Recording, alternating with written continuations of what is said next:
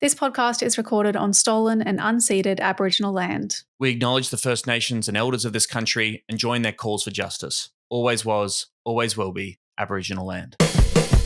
It's murder on the polling booth. But he's not found guilty yet. No. You can't say he's out on bail with a GPS. What? Oh, he's not. He has not been found guilty. He is just accused. Uh-oh. Innocent till proven guilty. The candidate for Gold Coast Division 7, Ryan Valden Lumsden, is only accused of murdering his stepfather last year and is pleading not guilty, I believe. Pleading not guilty. He's going to fight the trial in court. There are limited details, but yes, there were lots of reports, including in the BBC. I saw once again Australia mentioned. This made international news. Gold Coast mentioned.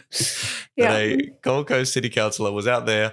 He's only 32 years old, handing out, how to vote cards and fighting the good fight with an ankle bracelet on, so that the police can keep track of his movements. He's accused of killing his stepfather in August last year, and we don't know how that's going to happen. That's going to sort of shake out, but he loves democracy. He thinks the voters are always going to get it right, and they can make up their own mind as to whether they think that he's the right guy for them. Meanwhile, suspended on full pay, isn't he? Although they said, and if he'd won, he would have been suspended again, the state government said, pending the outcome of the trial. It looked like early in the night, it looked like he might be winning, but I think he's now back in third place with about 20% of the vote, which is still wild. That's still a lot. That's still quite high. That's crazy, right? He got charged, then got suspended on full pay, and the full pay is like $160K or something like that, like $160,000 to be a city councillor in Gold Coast, which is pretty wild. Yeah. And then so his constituents, about 50,000 people in his division, have no voice on the local council. Yeah. And then, so you're saying that if he was re-elected, then potentially could have been suspended again, which means they would still have no voice on council. Yeah, right. State government said they would have. Yeah, so they would have no representation. I mean, yes, it is. I fear that this conversation may come back to bite us if details of the trial come out with it being kind of grim, because I'd heard some allusions to that his stepfather, who he's accused of murdering, had controlled his relationships, finances, things like that. So, I'm sure there's more to the story, but it is just quite wild to know that, yes, you can run for election while being accused and out on bail for alleged murder. What would you do if someone asked you about your ankle bracelet while you're handing out? Surely everyone knows. People don't follow politics that closely. Maybe. I don't know. Yeah, I would love to know, if there were voters who were sort of like, well, that's odd, isn't it? But, I mean, they'd be on the Gold Coast. Maybe that's getting him some votes. Who knows? Meanwhile, Gold Coast Mayor Tom Tate has absolutely romped at home, been returned. A fourth term, which is a record. I think that's history-making. Incredible. People love Tom Tate. And there was some great interviews with him earlier in the week. This is the ABC, I think. Gold Coast Mayor Tom Tate said on Saturday he was humbly buoyant after talking to voters. I talk to people in the line and you get a feeling, he said. I make phone calls to booth capitals from all over the city and the feedback has been coming in nicely. I'm not getting abuse like last time. There were some weirdos last time. Yeah, he says it like it is, He doesn't mince words. Good on you, Tommy Tate. Tommy Tate. Real character. What is in the sunshine down there? I'm doing my recycling. I've given up eating meat. I'm eating bugs. And yet, Adam Bant's flying around the country on private jets. Is the climate crisis real? We're stuck with the hosts of Chapo Shithouse podcast. Serious danger to Australia. Hello everyone, this is Serious Danger. I am Tom Ballard coming to you from Naarm, Melbourne on Wurundjeri and Bunurong country with me, Emerald Moon. Hello, Emerald. Hello. I'm in MEANJIN on Yagara and Turrbal country. And sorry the episode's late. We had an election. Well, a few, actually. So many goddamn politics going on across the great state of Queensland. There was another green slide, everyone. Can confirm. Lock it in. Feels like a good time to remind people that this is not an official Greens Party podcast. It is made possible with help of the Green Institute and produced by Michael the Griffin. But this week we're talking about Queensland.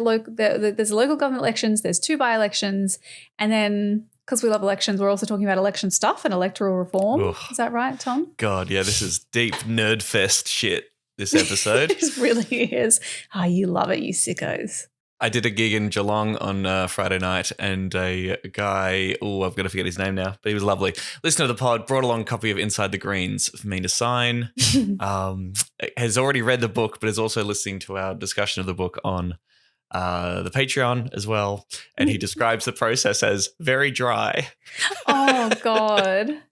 Don't say that. The Patreon is really good, guys. We just put out a Patreon episode that, is not about Inside the Greens. It's another episode of That's My Jam, insert sound effect, where we review Kitchen Cabinet episodes with Annabelle Crabb. And this week we did Richard Di Natale, and then there's one about bipartisanship with Anthony Albanese and Christopher Pan. It's very fun. So you should become a patron. It's only $3 a month or whatever more you want to give us, and it helps keep the show going. It pays Mike's wages and also helps us do live shows like the ones that we have coming up in NAM, Melbourne, and MEANJIN, Brisbane.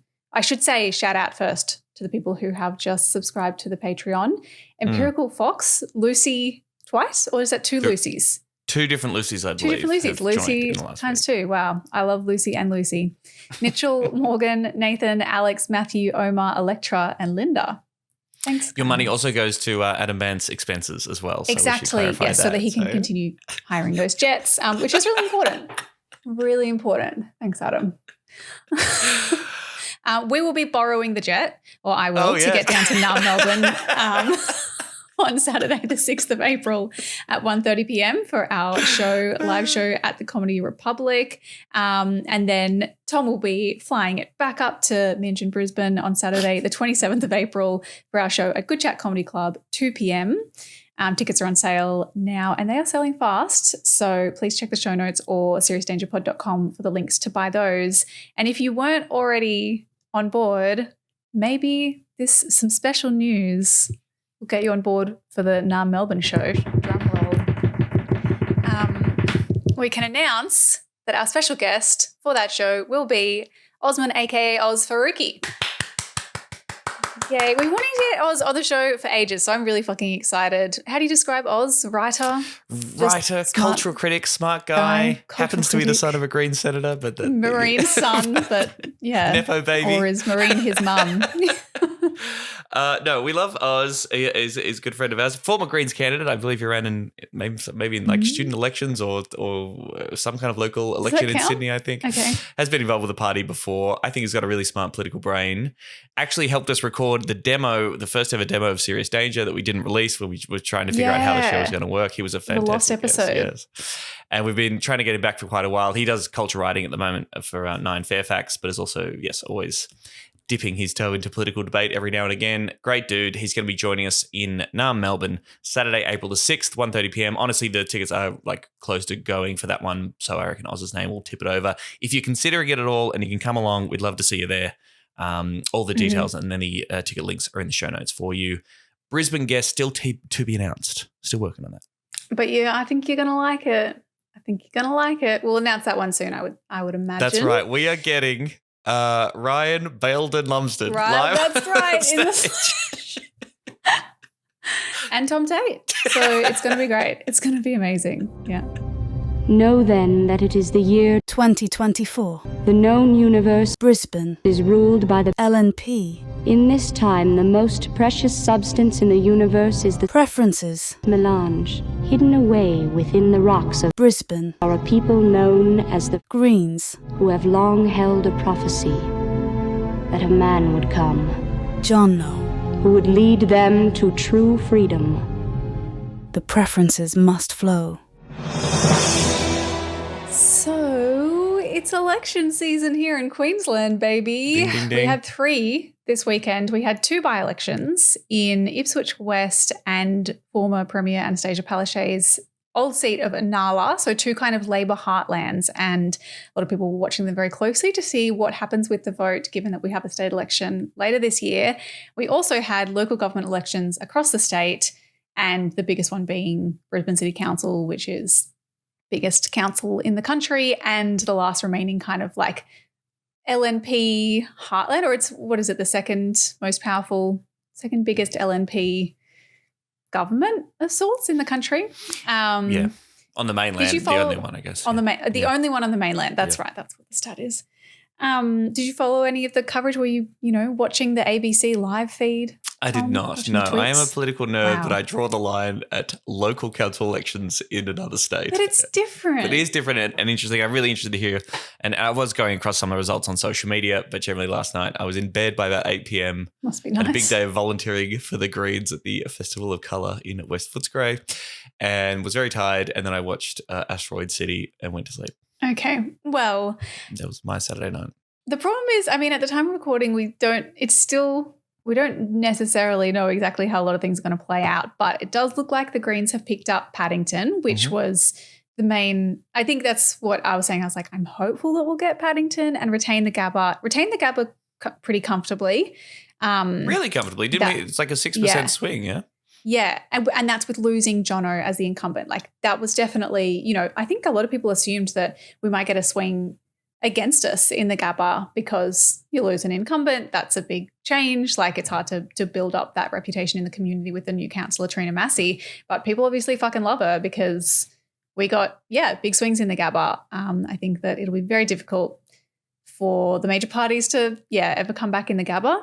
The ABC website says very safe green seat. Very you love safe to see green it. seat. You love to see it. Love to see it. And picked up big swings, like positive swings across the board, some really big swings in some interesting seats. But whether that means additional wards is still TBC, and a few seats are really on a nice edge and it's doing things to my heart, particularly Walter Taylor is just flipping back and forth. It's like 50.4% to 50.6% or whatever it is at the moment. 49.6, I guess it'd have to be. Why is there a ward called Walter Taylor? What the hell? Why is there? What is it? There must be someone their last name was Walter Taylor because there's also a Walter Taylor Bridge. Okay. Like there's the bridge, which is where people used to live. People lived in this bridge. Interesting story. There's like a little house in the big fat bridge pylon. And yes, Coorparoo also, it's kind of unclear to me how close that is. That is where the Gabba campaign was very, like the Gabba Stadium and East Brisbane State School centred a lot around Coorparoo. Right. Yep. And it sort of looked like a lot of swings there, but now it's not looking like it will fall to the Greens. But I've heard that maybe it may be closer than we think. I think there might be. I guess the long story short is like there's going to be some scrutineering. It's similar to maybe Brisbane in 2022 where we didn't know for a while what was actually going to happen. It was really on a knife's edge. And that's wild, right? Like I'm looking at the ABC result here. So there's a 7% swing to the Greens, a 7.7% swing away from Labor. So the LNP actually increases, gets a small swing to them and hangs on to the seat, even with this massive change from Labor to Greens has sort of played out there. Very interesting. Yeah. Yeah. Well, that's kind of one of that's like a defining feature of a lot of the swings across the board is, Labor's vote in Brisbane just going down like to really quite strikingly low levels.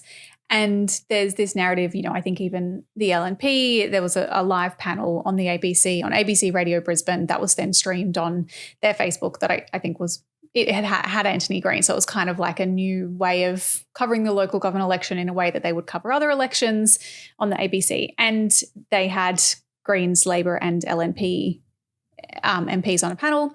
The LNP was saying, well, clearly, it looks like what the Greens are. They said the Greens are an existential threat to Labor, which you love to hear it. Yep. They're trying to say, of course, that we're not a threat to them. But it's true. It does look like, Labor is just really withering away to nothing.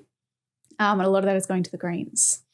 And again, it's very hard to sort of get your head around this in a Labor-controlled state, right? I mean, it just really seems like the local politics and the state politics, these are just sort of two different worlds, or people don't necessarily make the connection in those way, or Labor, the party, doesn't address them in the same way and has sort of ceded the ground when it comes to Brisbane City Council? Yeah, it's a really good question because, I don't know enough about the structure of the Labor Party to know who does the strategy, who is running these campaigns, and, is it not the same people? Because in the Greens, of course, in Brisbane, it's the same people who are developing the state strategy and then running Brisbane City Council campaigns. And so, there will largely be similar trends across those. Whereas, yeah, it does just look so different from local to state to federal for Queensland Labor. I guess, and the problem is, particularly in seats like Walter Taylor, where it's so close, we've got huge, like really impressive swings in Walter Taylor. If I can find the last that I looked, like, yeah, we, or maybe I can get the swing up for what we've actually got in Walter Taylor, but Walter Taylor's swing of 6 points, almost 7%. Yeah. Which is pretty massive, but Labor's vote has dropped to like not even 14%, 13.5% at the moment it's sitting at in Walter Taylor, which is just so low. And that is actually what is causing that seat to still be on a knife's edge. And it's true, like they almost seem to run dead in Labor, but I really don't know whether that is a deliberate strategy, whether they think that it's better off to just focus on state and maybe people don't want Labor at all levels. I don't know that I necessarily buy that. I think they purely are just not, they haven't figured it out how to run in Brisbane very well. And the more that the Greens grow, obviously the less they do. And where that's really a problem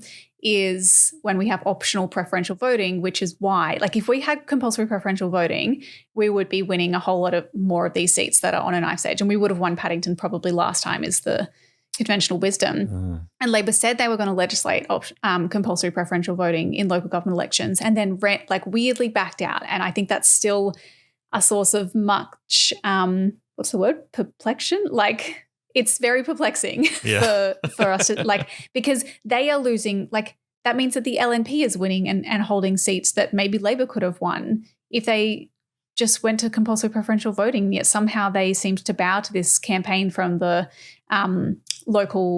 the LGAQ, Local Government Association of Queensland, to keep it optional preferential voting, which is, well, I mean, do you, like, are you one of those people, what do you think about optional preferential voting as opposed to compulsory? I'm so glad you asked. I don't know. It seems really? It seems strong views. I don't have strong views about it, to be honest. No, I would argue that compulsory voting is compulsory voting, and if you believe in the benefits of listing all your preferences, then I guess that's So your vote isn't ideal. Wasted. Yes, yeah. I do not. I just cannot agree with, like, I seem to have a fundamentally different way of looking at it than the people who are like, well, you shouldn't have to vote for someone that, like, a candidate that you oppose. And I'm like, a last preference to me is not a vote for someone, it's a vote against someone. Like full preferential voting means that you get to fully express your desires, your preferences, your wishes, and ensure that your vote is distributed in that manner. Whereas, if you have optional preferential, there's more of a chance that your vote will simply be wasted, exhausted.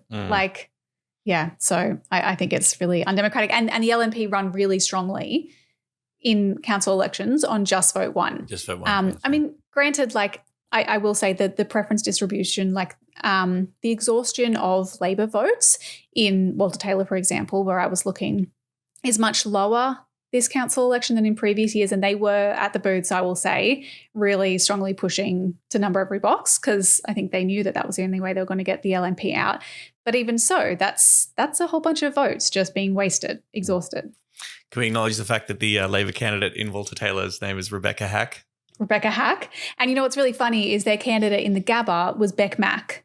Rebecca McIntosh, and they call her Beck Mack. So it's Beck Hack and Beck Mack. I'm like, just make another kind of candidate. It's like the Labor candidate factory just spitting them out, not even trying. These ChatGPT candidates that Labor keeps coming up with, they're not doing the job, y'all. Yeah. Really quickly, we can come back to council, but I did want to kind of touch on the by-elections. Well, can we talk about our boy, the mayor? Is Jono Sreeranganatham going to be the mayor of Brisbane, everyone? He's not going to be the mayor of Brisbane, believe it or not. Okay. I do think that, like, I have feelings, I guess, around, I think there were people who genuinely thought that Jono was in with a shot of becoming mayor. And I guess, like I say, if something wild and crazy and unexpected, I'm sure it was possible. But his vote has gone up by, at the moment, it looks like about 5%. That's kind of changed as votes have come in. That's about what I would expect. Yep. I think that that's a good result. I don't think that he expected to become mayor. But I wonder if there are people who would be like, oh, the way that campaign was kind of framed as maybe we're going to have a Greens mayor and it's going to be this massive transformative change. Like, do you think people will be really let down? Well, no, I mean,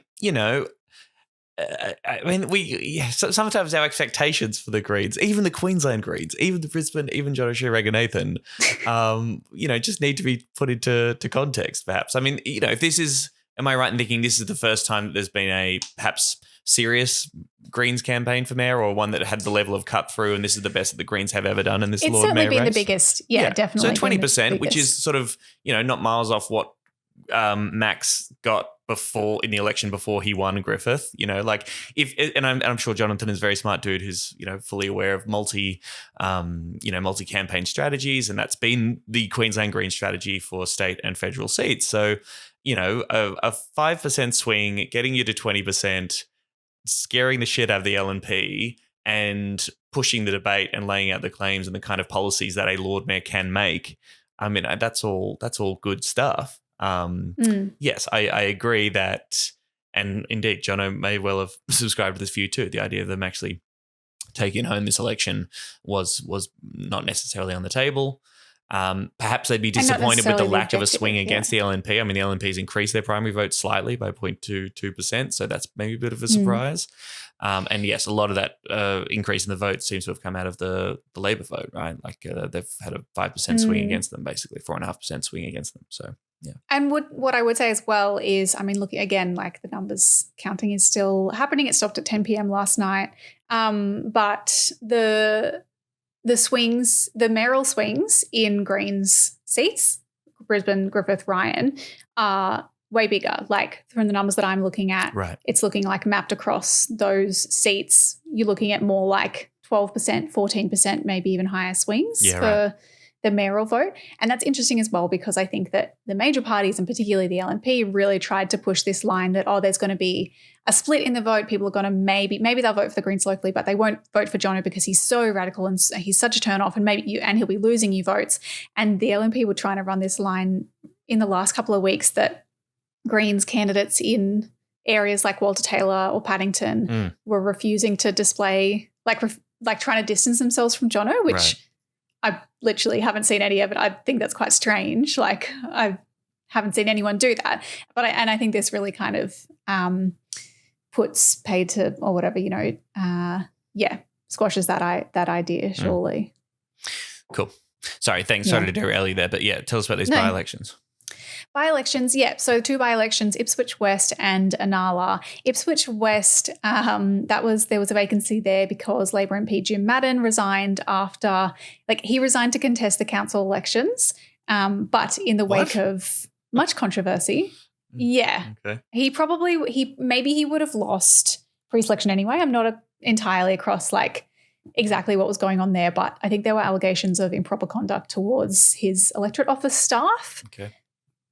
He was embattled, I would say. He was an embattled MP who resigned and then contested council. I don't know how he's done in council, actually. I should look. But anyway, so the Greens didn't run a candidate there, but the swing to the LNP at the time of recording on the ABC website is 18.7%. Right. It's a 15% swing against Labor. Yep. Legalised cannabis has got a big swing, 9.8%. That could largely be picking up the Greens vote now that there's no Greens candidate from last time. And a swing against One Nation, which is nice to see, but maybe also some of that has gone to legalised cannabis. But they're looking like they are potentially going to lose Ipswich West, which is meant to be, that's kind of like a Labor stronghold seat.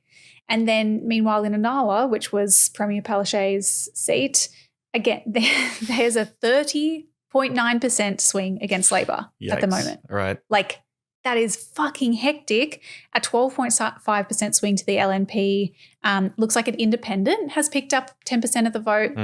And interestingly, even the Greens got a positive swing in Inala, which, that certainly was not a really well-resourced campaign. Navdeep Singh, who has run on the Senate ticket before and is an engineer, really brilliant, kind of has run as a candidate a few times, really hard worker in the Greens, but there's council elections going on. We're working up towards a state election. I don't think that the party was exactly pouring resources into that by-election, and so to still get a 2.4% swing, particularly with that huge swing against Labor, I think is quite interesting out there. Yeah, it looks like Labor lost heaps. I mean, Labor's hung on to the seat. We should make it clear, like they're Yes, and now they will keep. The margin is so huge, and yeah, is that the same seat that Anna Palaszczuk's dad held? I think so. Yeah, I think so. Yeah. Okay, so long legacy seat. It's so real heartland. Yes, Yeah. and massive swing could still hang on to it, but yes, 30% swing against them, and then everybody else wins. Everyone else has picked up all those votes have gone to big little bump for the Greens, big bump for the Independent, and legalised cannabis and stuff, and obviously the LNP has got a 12% swing to them. Yeah. Yeah. So obviously the narrative is like, oh, Labor should be really scared with the election coming up at the end of the year. I mean, I don't know if the by-election results will transfer over. Certainly that's not necessarily what's been reflected in polls. Like recent polling for statewide kind of for state election is looking like the LNP could win government.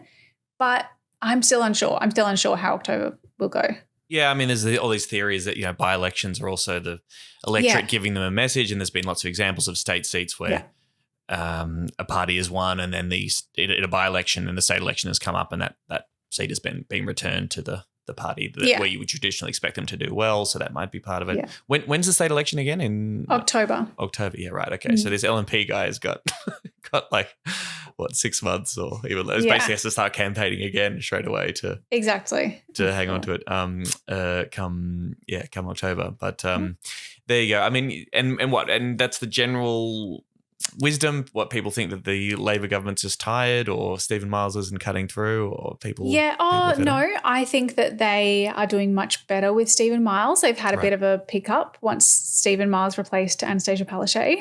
But is it enough? I think is still I think it's still like they've been in power for a long time. Are people sick of it? People are obviously struggling. Cost of living and housing. And the other one people are saying is, Labor government, are they doing enough on crime, quote unquote, crime crisis? That's certainly what the LNP is running hard on. And that was a bit of the narrative around these by-elections, is that apparently in Ipswich West that the LNP candidate ran hard on being tough on crime or doing something on crime, which the Labor isn't. And they're saying that could be part of the reason why. Again, I don't really know if that will be the deciding factor for state, but it is certainly an issue, sadly, up here in Queensland, who can be the toughest on crimist, even when clearly that, as we know, like locking more people up just means that it actually means you're failing and you are going to make crime worse because people come out of prison and do more crime. There's no rehabilitation services. Yes, but also was Ryan Belden Lumsden running on being tough on crime? Tough on crime? Yeah, good fucking question. I know. Electronic ankle bracelet? Not down there, yeah. No, any other city council stories we should be across? Other good news, our friend Andrew Laming, my nemesis, my opponent from 2019, former member for Bowman, absolute fucking nut job. Yep. It got owned in the Redland City Council race. He decided to run for mayor after losing pre-selection for Bowman, and then he was like, I'll give this a crack, and was, as usual, an absolute nut job throughout the campaign. He's come third in the race, despite having been the LNP member for the area for like fucking ages. Like, I didn't even know, more than a decade, long time. He apparently, during the campaign, his opponent, who looks like the successful candidate, Joss Mitchell, had to get a court injunction to stop Laming from putting up signs that say Joss equals Greens, like with a $sign for the S. And Laming argues that actually it's not to do with the Greens. He says, quote, the signs say the word green and then the $sign at the end and are referring to money that comes from the, quote, green sector for backers, financiers and funders of green initiatives. Oh, Jesus He said that Murray Hassler has made significant donations to her campaign and is also a well-known Greens donor. Never heard of this guy. But anyway, please, Andrew Laming, give it a fucking rest. Just go away now. Is his like awful online behavior sort of still hanging around him? Like, I think all that story about how still doing that, trolling people on Facebook and stuff. Yeah, like known for setting up Facebook pages, pretending to set like fake community groups that are just him, and like viciously trolling people online. Yeah. I don't know what he's going to do with himself now because he clearly really loves this stuff, but I don't know. Who knows? Sunshine Coast is also interesting because the Greens candidate for Division, is it 5 maybe? Tracy Burton is ahead at the time of counting. So she was on 37% of the vote roughly ahead of the other two candidates. But I don't know if the other two candidates preferences might flow between them and then that she might be excluded, like she might lose on two-party preferred. But that's still very interesting. That would be the first Green. Would be the first time the Queensland Greens win a councillor outside of Brisbane. Okay, wow. Yeah.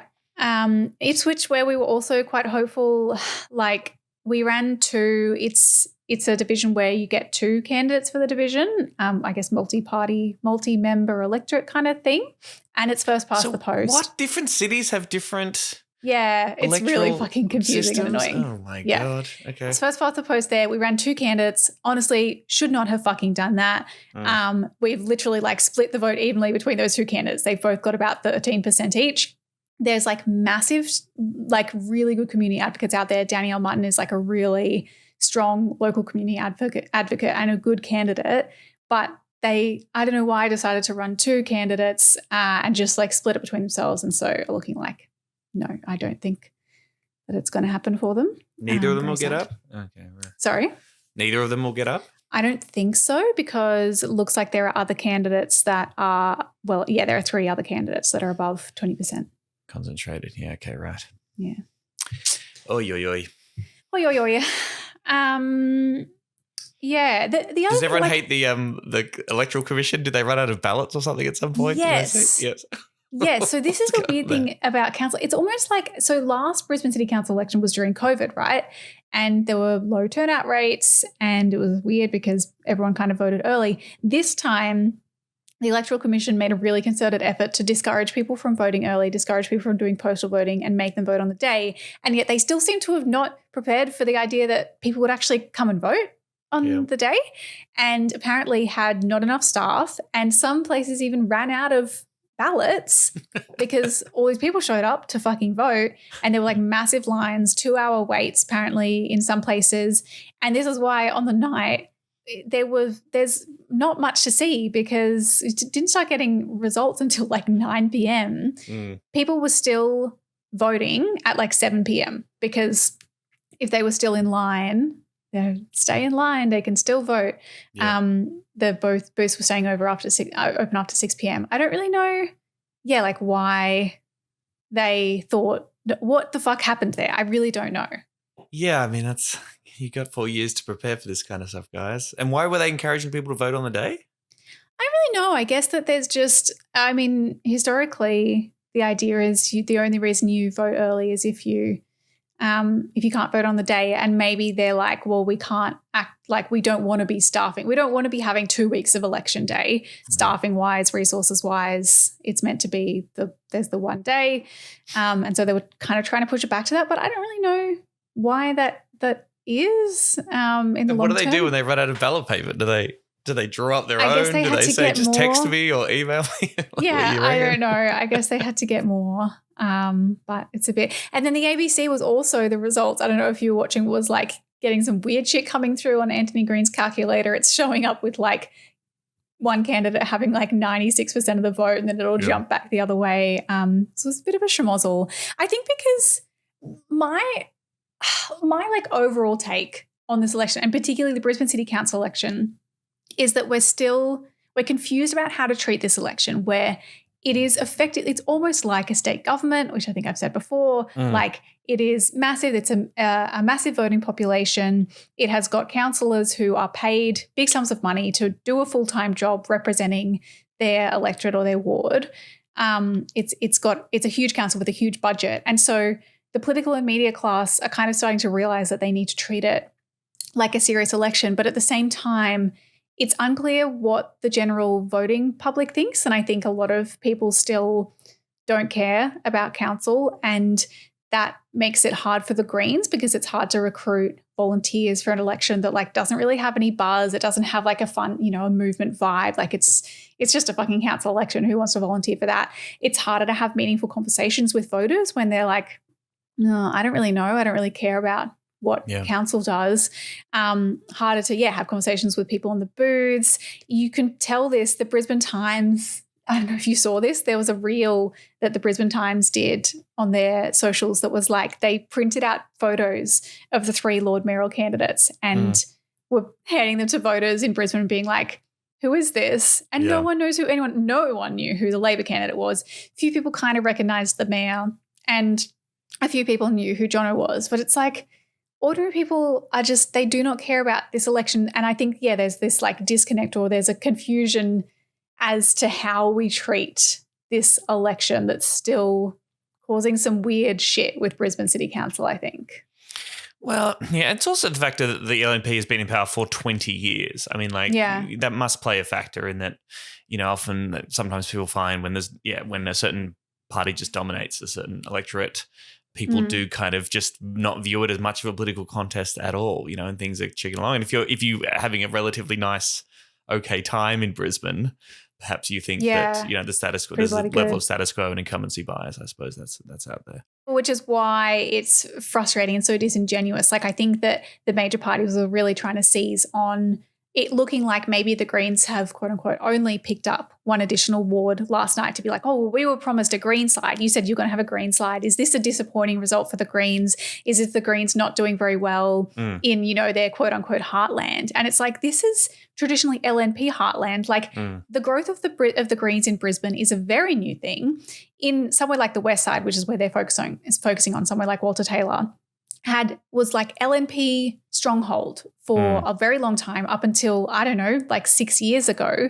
And then we have gained votes. We have won swings in every single election since then in Brisbane while your vote goes down. But the problem is that, the LNP holds these seats and it is going to take a lot to chip away at that. The LNP holds whatever it is, 19 out of the 26 wards on Brisbane City Council and have held power for the last 20 years. And they have so much fucking power and they threw everything they could at stopping the Greens from winning. Like they're the ones who decided that the Greens were a real threat. All of their comms were about how big and scary the Greens were going to be. And they spent, I would love to know how much they spent on negative advertising against us, particularly in the last couple of weeks. Like there's been flyers with all of the key seat candidates and about the Greens will make crime worse. There's been those Jono on a bicycle ads everywhere. There's been billboards. They did fucking scratchies. I've never seen scratchies in a political campaign before. I kind of want to do scratchies, but we don't have that money. The scratchies were so good. We were sending them around the group chat, and I think it's unlucky. There was just so much going on in the scratchy about how terrible it was. It said Greens lottery up the top, play to, and win has been crossed out. It says lose. Scratch the panels to reveal what a vote for the Greens could get you. Unlucky symbols, and it's all just the Greens logo. And I assume you scratch it and it says they're going to kill your children or whatever. I don't know. They're like traffic chaos, higher rents because the rent freeze equals higher rents. Apparently, I don't know. Defund the police, which we're going to do at a council level. It's just it's just the stupidest shit. But clearly, they were really worried. Well, 6.4% swing to the Greens generally. Again, these counts are still being out there. At the time of recording, the Walter Taylor, the Michaela Sargent, the Greens candidate, is leading by 164 votes. So you'd have to say that's extremely close, and I guess we'll wait and see how that plays out. But, maybe it's just another reminder. And perhaps the burden of high expectations as well. Again, the media narrative of the Greens are killing it and winning stuff, which is true on a lot of fronts. But it does sort of mean, there were polls predicting that there would be, 4 or 5 victories and stuff. There were pretty high expectations, and those expectations you would say haven't been met. But I assume people were having a nice time at the party last night. You went along to the I got there late because I was working doing media stuff. But everyone it was going off. I think there's a clip that maybe we can insert from the ABC reporter who went to the party and everyone's always, I guess, really impressed by what the Greens party is like. I don't know what the other parties are like because how do these people do parties if they're not partying? But anyway, I think that there are still some very interesting and impressive results to pay attention to, particularly Inaugura. I don't know if I had mentioned Inaugura previously, but It reminds me of Cooper in 2020 during the state election, where this wasn't necessarily a target seat to start with. We weren't really talking about Enoggera so much. And yet at the time of recording, we've got like a 14+% swing. Wow. And this is a very, not necessarily a resourced campaign, but a young and kind of like passionate, energetic candidate who was able to mobilize other young people on a really exciting ground campaign. Quintessa Denise there. She's like a young renter and woman of color, and was campaigning on things like rent freeze. And that, I think, like particularly in the outer suburbs, I might, without getting into it because I know we've been going for a while, but I'll put a link in the show notes to this article in The Guardian kind of talking about the Greens in Queensland trying to extend beyond just the inner city and into the suburbs. And that's where I think like Inala is interesting. I think Enoggera is interesting. There are a few, results from this election where I'm like, yes, because these are not just inner city. They're not wealthy, professional elites issues. They are issues that affect like the suburbs more broadly. Well, thanks for the wrap up. Well done, comrades. Well, we did it. The fight goes on. We did something, and the fight goes on. We got one at least, I think. Yeah, we've got some stuff. Can you see Jono running again for anything else, or is he going to? I don't think he will. Okay. That's my take, but who knows? It's Jono. Let us know, Jono. Send us an email. hello@SiriusStationPod.com. Right in.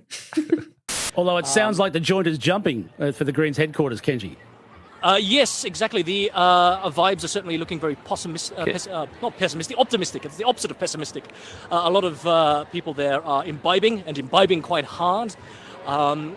All right, briefly to another story this week, again, on the election theme, and this ties in nicely to a message from patron Brett. Hey guys, love your work. Looking forward to the Brizzy show in April. Apologies if you've already done this, but would love a show on getting private donations, corruption out of politics, making parties / elections publicly funded. Well, thank you for asking, Brett, because a news story this week fits in very neatly to that. So this is for you. This is the kind of service you get if you're a patron. You request stories and they appear in the news and we cover them. Real life action. Yeah.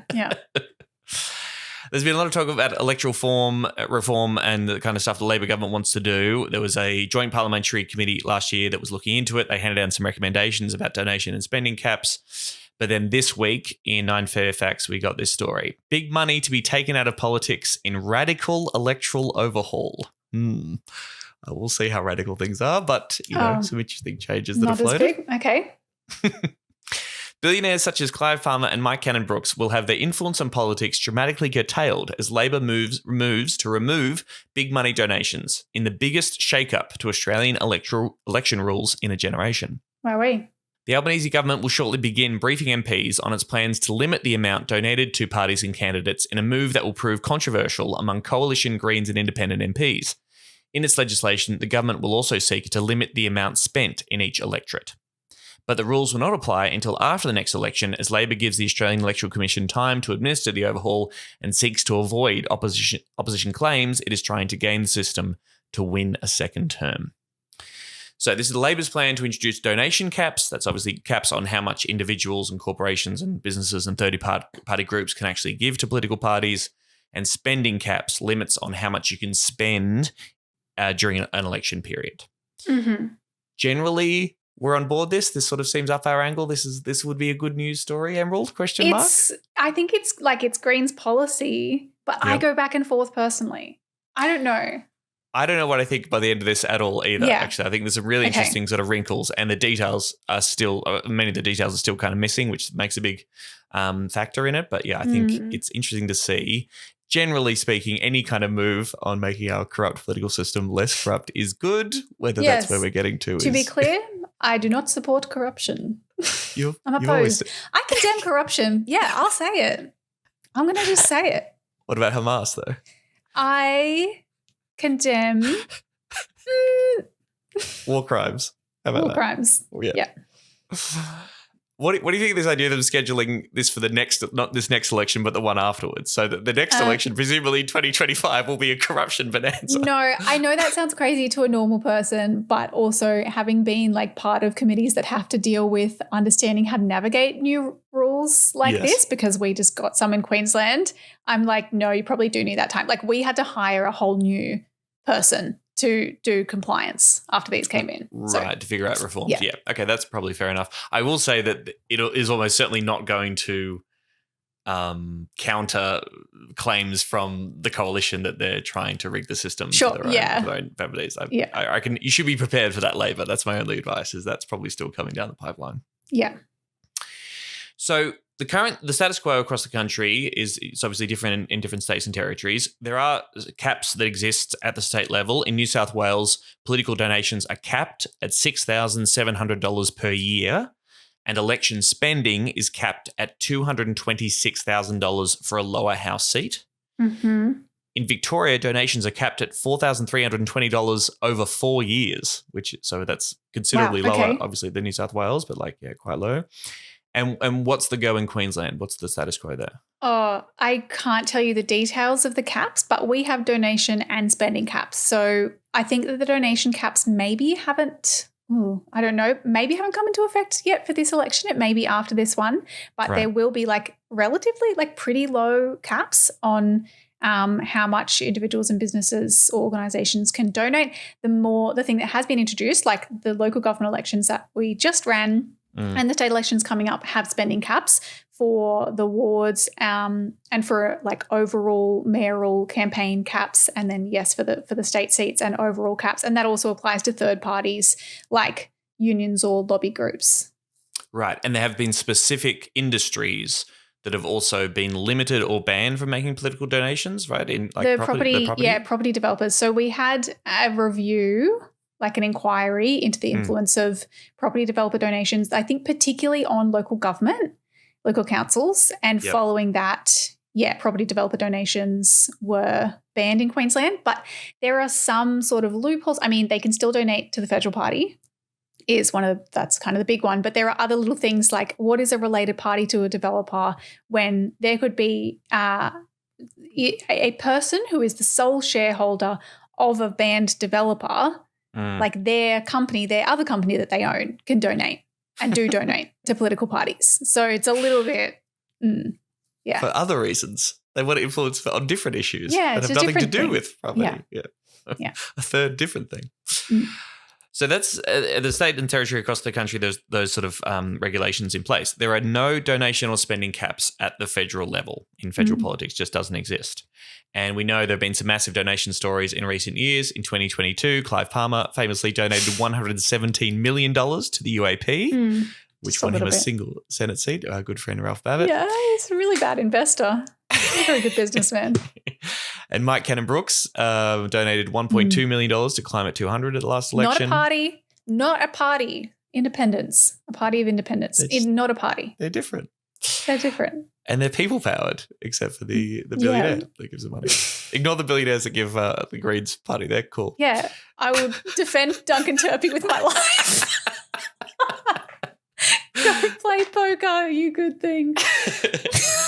Josh Frydenberg is believed to have spent around almost more than $3 million in his campaign to hang on to Kooyong during the last election. That was they're obviously all rich people there a lot of the time too, and I don't know how much Monique Ryan actually ended up spending, but yes, certainly that was a multi-million-dollar campaign that had a lot of attention. And of course, in 2019, Clive Palmer again mounted this $60 million campaign without winning a single seat. He has always said that it was totally worth it because, and this is a quote to the AFR, the end game was to stop Shorten introducing his taxes in Australia and destroying the country. Scott Morrison's policies are so much better than Chris Bowen's. It was worth it to ensure those little grubs stayed out of office. And this, if you talk to any Labor hack post-2019, this was their biggest gripe. We lost because Clive Palmer spent this amount of money. Yeah. Labor's Special Minister of State, Don Farrell, has specifically cited that as he says, that's the reason why Bill Shorten lost in 2019 because of the shitloads of money that Clive Palmer spent. They're not necessarily, paying this money to win seats, but to influence the election and to basically have that sway and keep Labor out of office. That's Don Farrell's take. What do you make of that briefly? Is it both there is an element of truth to it and that the influence of Clive Palmer in our elections is bad, but it also is quite a convenient story that allows Labor to let itself off the hook? Yeah, I agree. Yes. Good. All right, ask the answer. Next. So the changes they're talking about include, there are some other measures which are in less part of the focus, that includes real-time disclosure laws and a lower threshold at which a person can anonymously donate. We think these are good things. They're pretty uncontroversial. So that is, people can donate anonymously up to a certain amount. We want to lower that threshold to get more transparency. Again, administrative pain, but still worth it. Still worth doing. There's also talk about truth in advertising laws to stop election lies. Okay, this was also big around there. This would be setting up a new department in the AEC to determine the truth. Yeah. I mean, it's, again, one of those things, like, I think that, unfortunately, I'm torn because I think average people will probably be like, yes, absolutely, truth in political advertising. I think it's a good thing to talk about politically, but in reality, is that not just going to mean the government of the day deciding, like, probably ruling out, I don't know, shit that the Greens would want to say, because truth kind of is subjective. It would create powers to compel the removal of demonstrable falsehoods rather than seeking to rein in opinionated or contested claims. That's still who decides. Like, yes, depends the who AEC. decides. I mean, the AEC has to make calls all the time. I suppose we do have a level of trust in the AEC as an institution to make certain calls that might be considered subjective, but we generally have a level of trust in our electoral systems that such things can be determined, I suppose. I would be curious to know how truth in political advertising laws would affect something like the attacks that were made on Jono, where they say, for example, that he published a guide on breaking and entering when he was speaking about how you probably could break into abandoned homes, which shouldn't be abandoned because there should be a vacancy levy on homes that are being left empty during a housing crisis, how you could identify those homes, etc. Like, maybe that is kind of true. That probably wouldn't stop that. I don't know. Quote from Andrew Bolt, "I'm against this plan to ban political lies because I do not trust our political class and our bureaucrats to know the difference between a real lie and an unpopular truth." I'm going to say it. I agree with Andrew Bolt. An unpopular truth like climate change isn't real, you know? Well, no, not on the shit that he's thinking, but.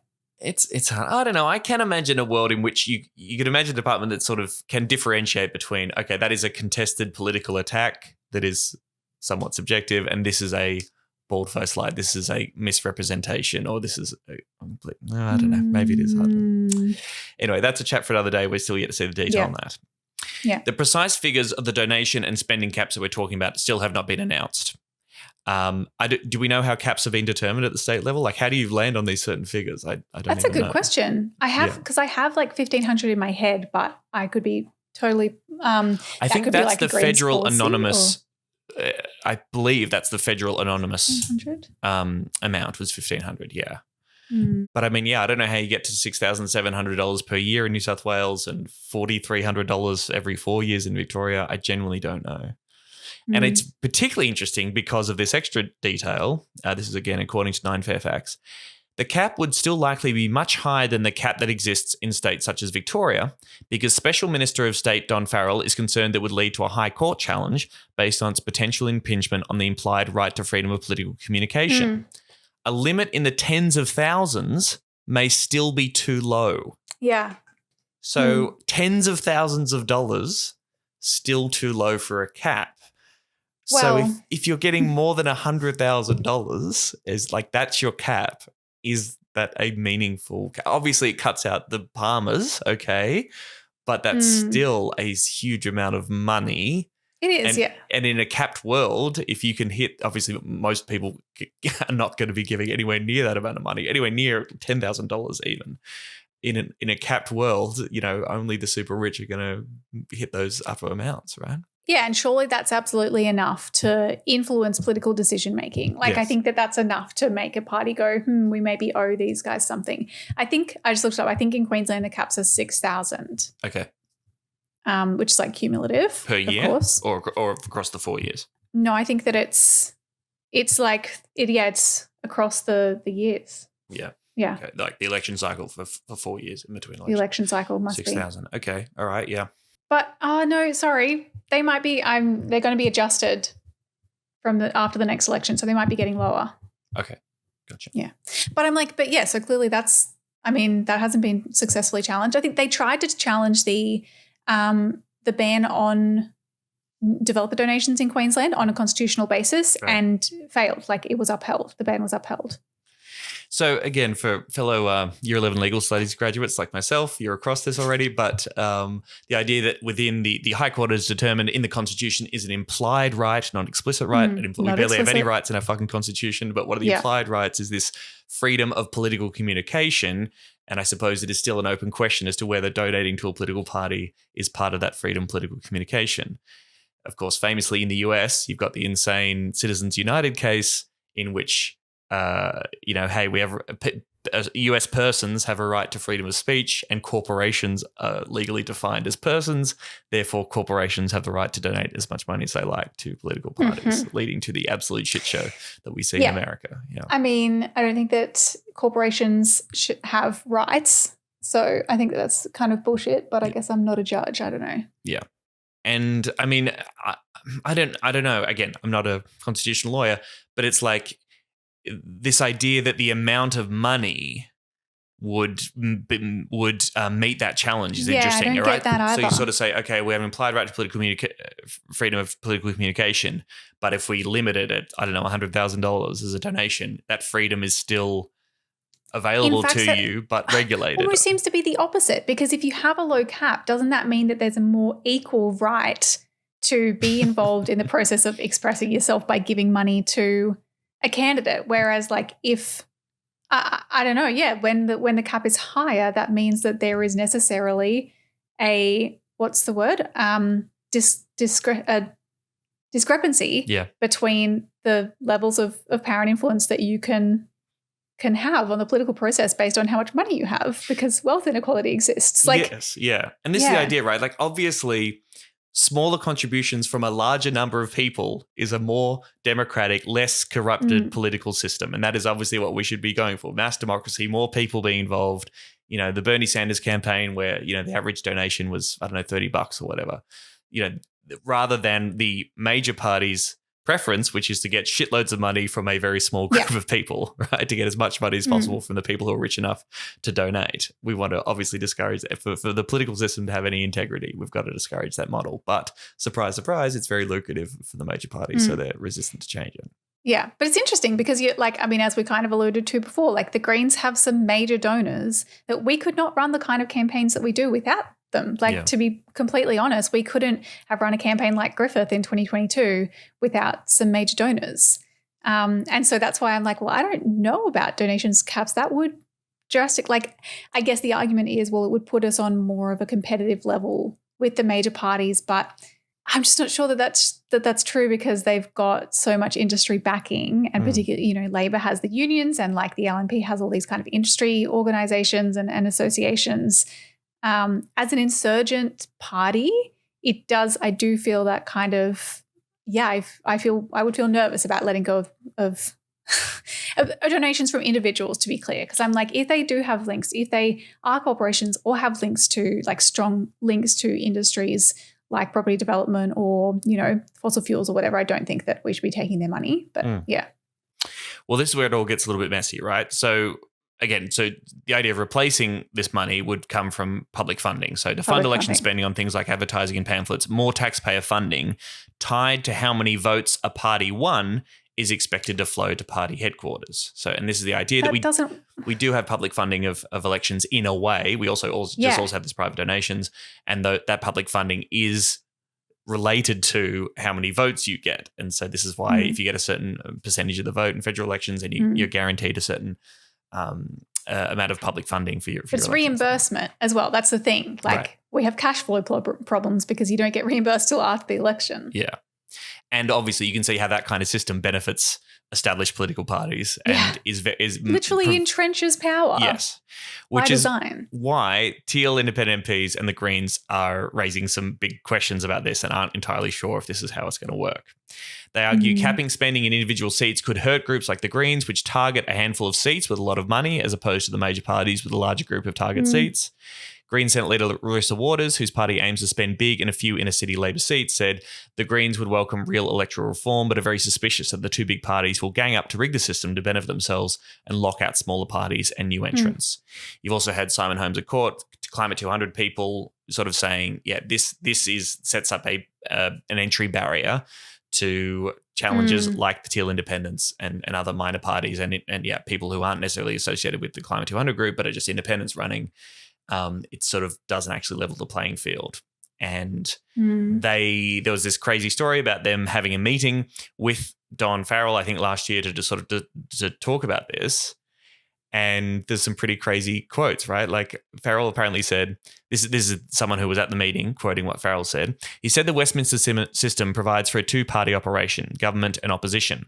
We all sat there and looked at each other and said, no, it doesn't. Look at the Greens, look at the Democrats, look at us. Another added, his whole vibe was pretty much, we don't mind the current group of Teals, but we wouldn't want many more of you because you could make life hard for Labor. That's their interpretation of his vibe. So, whether it's a direct quote or not, but this seems to be like sourced idea of how this meeting went down, in which Farrell appears to have been pretty upfront about the fact that no, two major parties, and that's how politics works, and that's a consideration when outlining these election rules.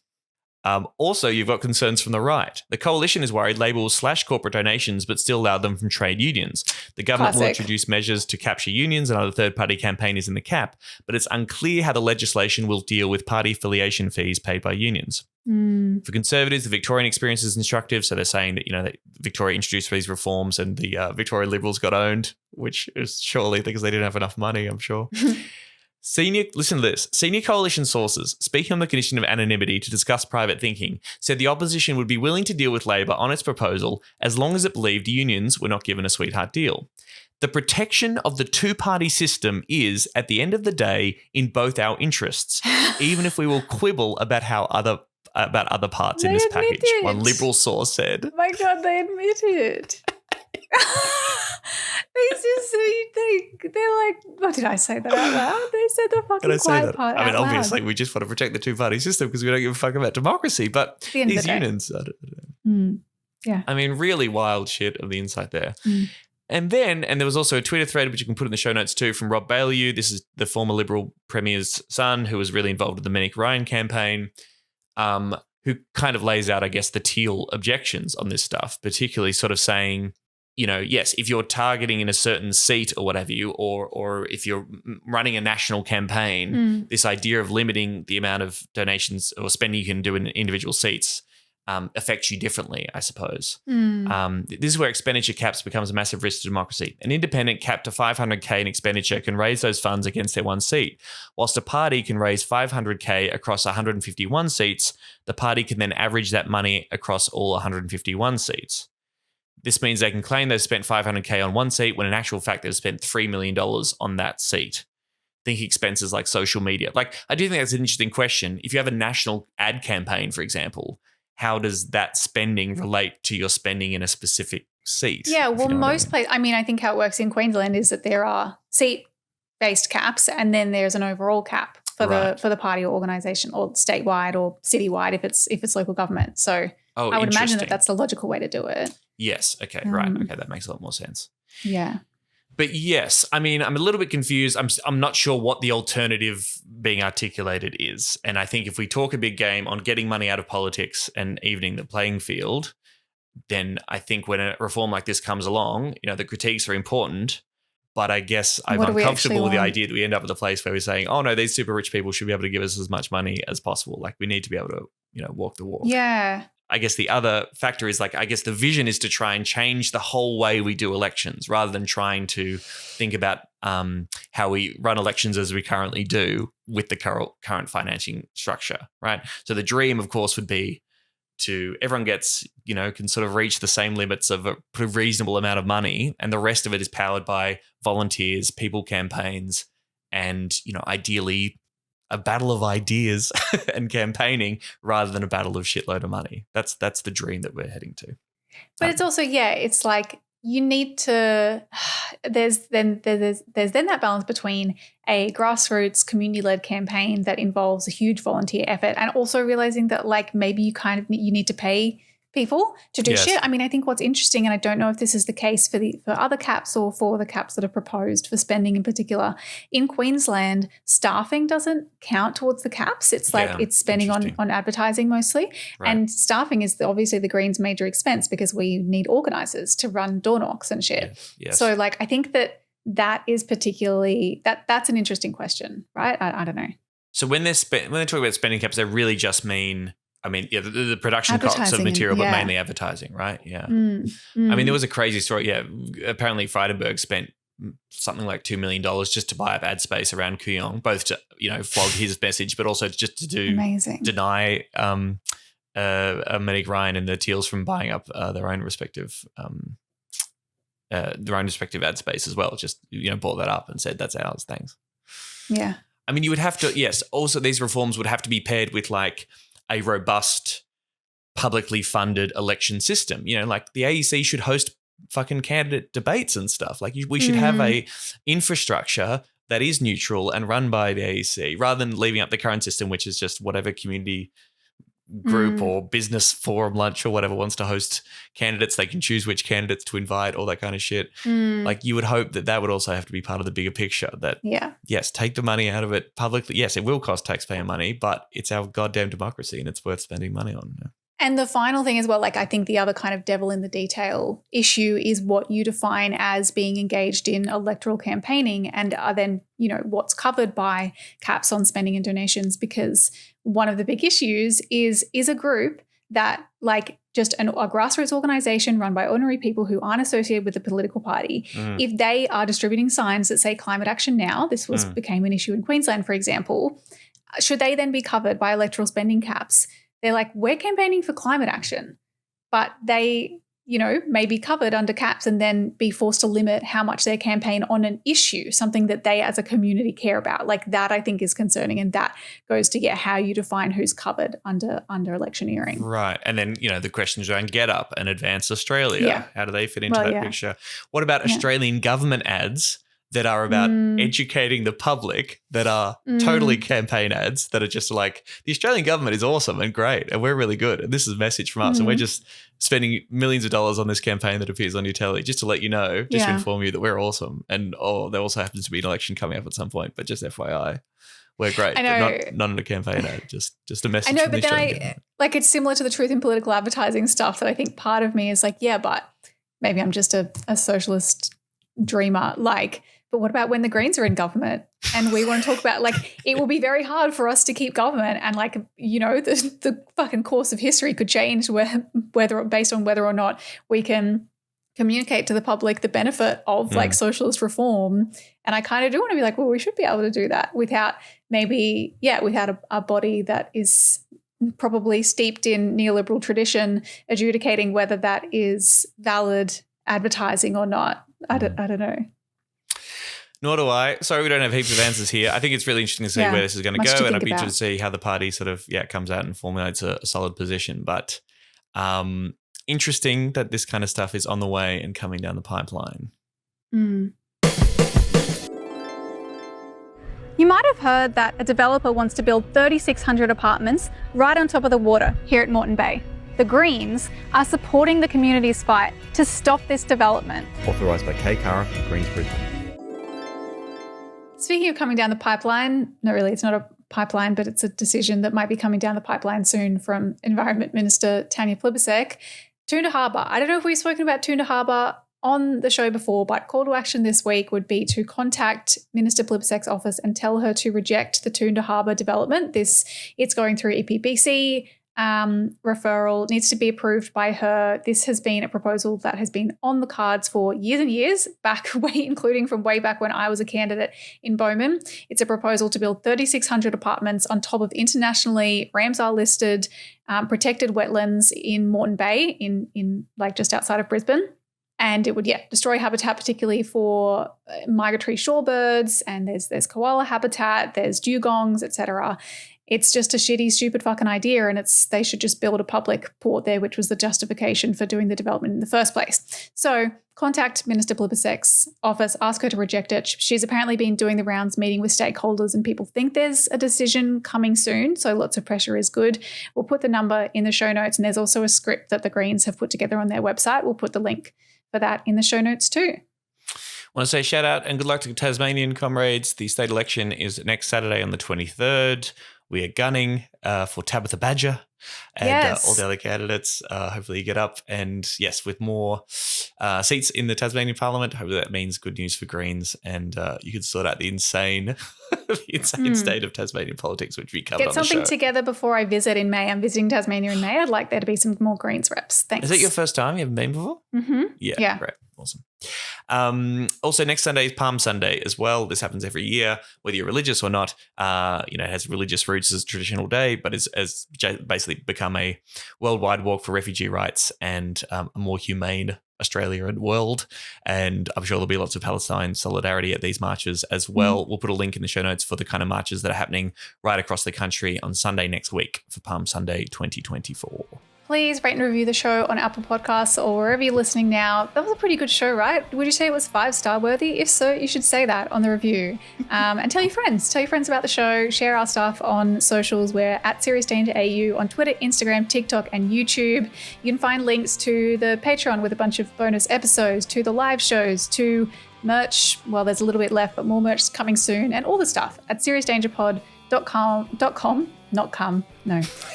Sorry. We're working on that website. That's coming later. You can email us about that and any other complaints. hello@seriousdangerpod.com. That's where you can find all the Serious Danger /fiction. Is it seriousdangerpod.com? Goodbye. Bye. Serious Danger Australia.